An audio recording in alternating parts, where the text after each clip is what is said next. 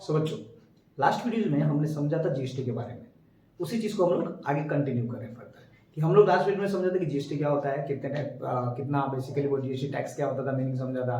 Direct tax, indirect tax, इसके ऊपर burden होता है, बर्डन कौन किसके ऊपर शिफ्ट करता है। सो वहीं से आगे हम लोग कंटिन्यू करने वाले हैं। ठीक है, मैंने बोला था कि जो हमारी जीएसटी की जो वीडियो होगी वो बेसिकली 2 या 3 वीडियो में कवर करेंगे हम लोग जीएसटी की जनरल एंट्रीज को। सेम वीडियो है, उसी का पार्ट है, ये पार्ट 2 है हमारे जीएसटी का। ठीक है, सो आज हम लोग जो समझने वाले वो है कि हम लोग ने लास्ट में जो समझा था कि बर्डन ऑफ टैक्सेशन जो था वो कौन सेलर शिफ्ट करता है बायर के ऊपर, ultimately the buyer who is going to pay the tax. ठीक है, आगे जो आज हम लोग समझने वाले हैं वो बेसिकली क्या है बच्चों की, ये जो आप लोग ये समझो कि 2 टाइप के पर्सन होते हैं समझ में। देखो क्या होता है, एक होता है बायर और एक होता है seller. Buyer are the person who is going to buy the product, ठीक है, and the seller are the person who is going to sell that particular product to the buyer. So ये जो tax जो था, tax होता है, देखो buyer जो होता है वो सामान खरीदता है, किसे खरीदता है, सेलर से खरीदता है। ठीक है, तो वो क्या देगा, वो देगा amount of goods and services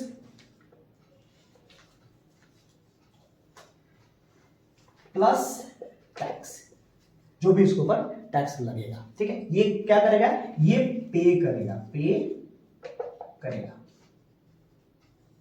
ठीक है, वो आप लोग ध्यान रखिएगा, याद रखिएगा। और सेलर जो होता है वो लेता है वो amount of goods and services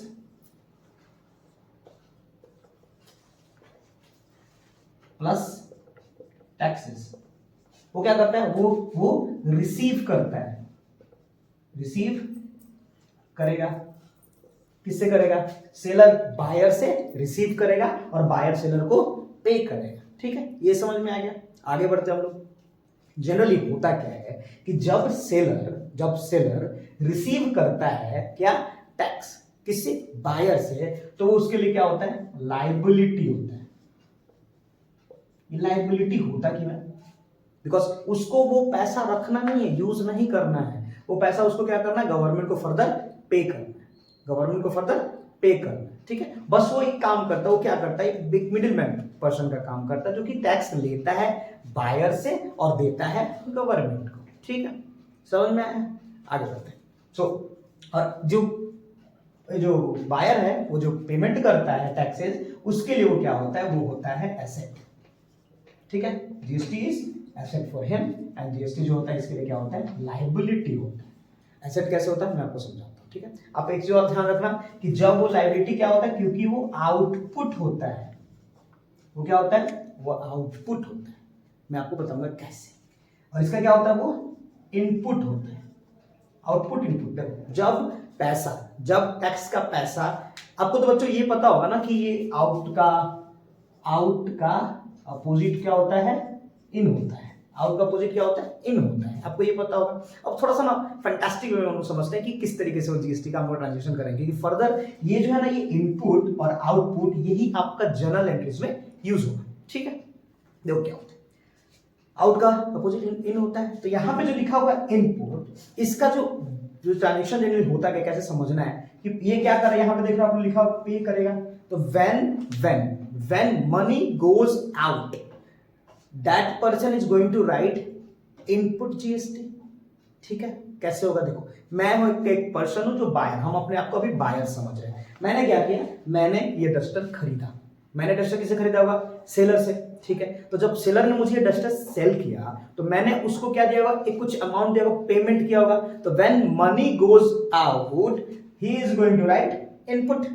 ठीक है, अपोजिट समझ रहे हो, गोज आउट उसका इनपुट लिखेगा वो। ठीक है, जो लिखा जाता है ना ट्रांजैक्शन में, उसका अपोजिट सोचा जाता है जनरली जीएसटी में। ये मैं अपने तरीके से बता रहा हूं आपको इजी समझने के लिए कि when money goes out that is input and receiver का, अगर सेलर के अनुसार सोचे तो मैंने क्या किया था, अगर मैं सेलर बनूं, अभी मैं सेलर हूं। ठीक है, आप लोग सेलर होकर समझो कि व्हेन मनी कम्स इन का अपोजिट क्या होता है बच्चों, आउट होता है। ठीक है, when money comes in, repeat मैं कर रहा हूं इसीलिए बिकॉज आपको इजी समझ में आएगा। When money comes in, that person is going to use output GST.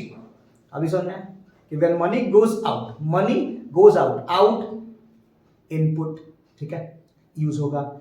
In output use होगा, सेलर के पास पैसा आ रहा है आउटपुट यूज करेगा, बायर के पास से पैसा जा रहा है इनपुट यूज करेगा। बिकॉज फर्दर मैं आपको बताऊंगा कि ये इनपुट और आउटपुट कैसे जीएसटी में यूज होता है। ठीक है, समझ में आगे पढ़ते हैं। आगे हम लोग समझेंगे कितने टाइप का जीएसटी होता है।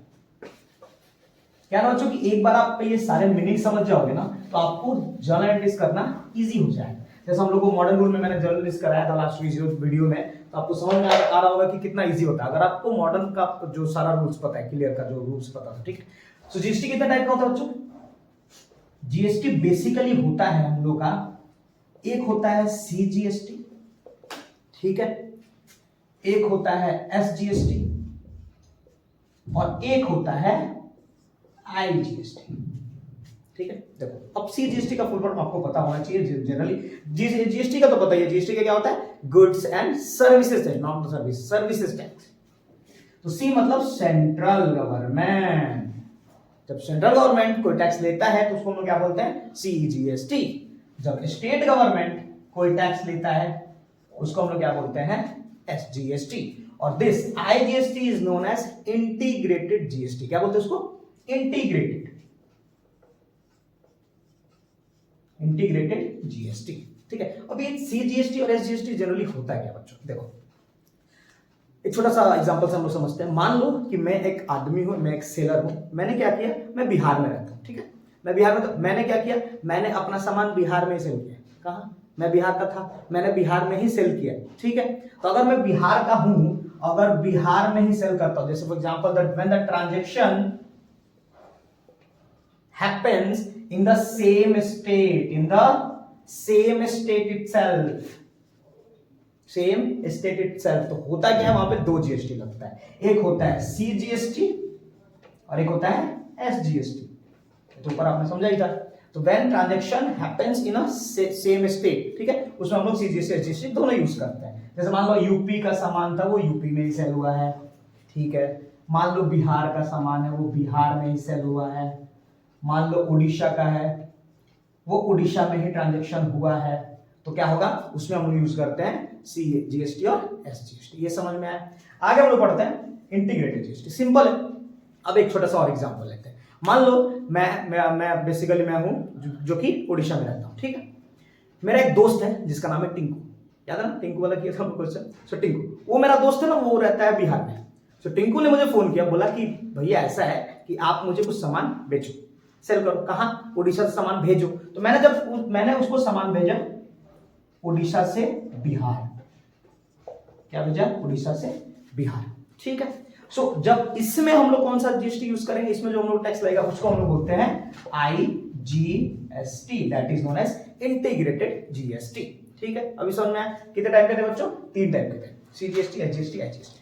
सीजीएसटी का भी, एसजीएसटी का भी यूज होता है जब ट्रांजैक्शन सेम स्टेट में होता है। ठीक है, और जब ट्रांजैक्शन अनदर स्टेट, एक स्टेट से दूसरे स्टेट में होता है, उसको हम लोग बोलते हैं आईजीएसटी।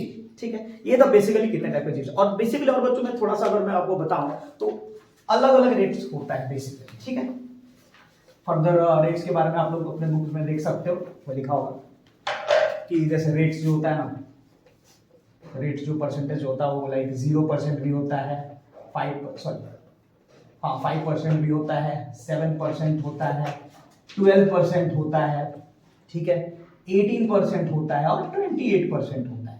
सो मिनिमम जो ट्रेड टैक्स होता है वो 0% होता है, दैट इज योर मिनिमम। और जो मैक्सिमम जो रेट टैक्सेस होता है हमारे जीएसटी में कितना होता है? 28%, दैट इज योर मैक्सिमम। ठीक है, तो आप थोड़ा सा ध्यान रखिएगा। ठीक है, फर्दर अगर हायर क्लास में आप लोग पढ़ेंगे तो रेटेज को और बाइफरकेट करते हैं, उसको और डिस्ट्रीब्यूट किया जाता है फर्दर क्लासेस में, हायर क्लासेस में। ठीक है, अभी आपको इतना समझना है कि 0 से मिनिमम होता है और मैक्सिमम कितना होता है? 28% होता है। तो ये आपको पूरा जीएसटी में समझ में आ गया। नेक्स्ट वीडियो में इसका जर्नल एंट्री। ठीक है बच्चों, छोटे वीडियो इसलिए बना रहा हूँ, आपके कन्वीनियंस के अनुसार आप कभी भी देख सकते हो। अगर समझ में आया हो तो ट्राई टू कमेंट